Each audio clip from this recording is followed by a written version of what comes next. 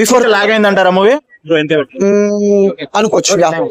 Shankar mark ఏమైనా కనిపించిందా Shankar mark in the sense ఎలా అనిపించింది అంటే ఒక లాస్ట్ ఒక మెసేజ్ ఇవ్వడం గానీ దానికంటే ముందు గానీ ఏంటి ఇలా ఫస్ట్ హాఫ్ లో స్టోరీ ఒక కవర్ కాలేదు. సెకండ్ హాఫ్ లో ఫాస్ట్ గా ఒక శివాజీ సినిమా, ఒకటి సినిమా, ఒక సర్కార్ సినిమా ఇవన్నీ కలిసి ఎక్కడికో వెళ్తుందిరా అనిపిస్తుంది.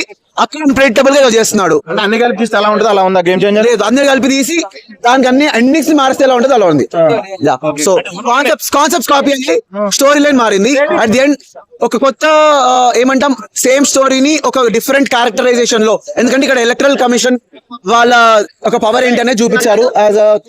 యాజ్ ఐఏఎస్ ఉంటాడు, ఐపీఎస్ ఉంటాడు, కలెక్టర్ ఉంటాడు, ఇవన్నీ ఇవన్నీ చేసి మళ్ళీ సీఎం కూడా అవుతాడు. So spoilers, but yeah overall ఏం చెప్తా అన్నా?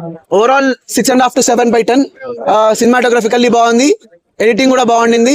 కొంచెం స్క్రీన్ ప్లే లో ఫస్ట్ హాఫ్ కొంచెం కట్ డౌన్ చేసి ఉంటే ఇంకా బాగుండేది. This my overall review. అన్న ఓకే, ఓవరాల్ గా లాగ్ ఉందా ఏమన్నా? ఎంటర్టైనింగ్ లాగ్ ఉందా? ఎంటర్టైనింగ్ ఉందా? నేను ఎక్కడ ఫీల్ అయింది అంటే ఫస్ట్ హాఫ్ లోనే. సెకండ్ హాఫ్ లో బోర్ ఏం ఫీల్ అయినట్టు అనిపించలేదు. సో లాగ్ అనేది నేను ఫస్ట్ హాఫ్ కి మాత్రమే I limit the review for first half. It is lag. But second half లో అన్ని ఫాస్ట్ వెళ్ళిపోయాయి. అక్కడ ఇంకొంచెం టైం స్పెండ్ చేసి ఉంటే ఎక్స్ట్రాగా ఇండల్జ్ చేసే ఛాన్స్ ఉండేది మూవీలో.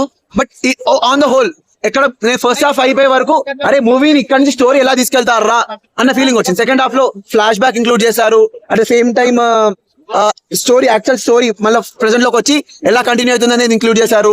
ఎగ్జాక్ట్ స్టోరీ యాక్టింగ్ మాత్రం బస్ బీభత్సంగా ఉండేది.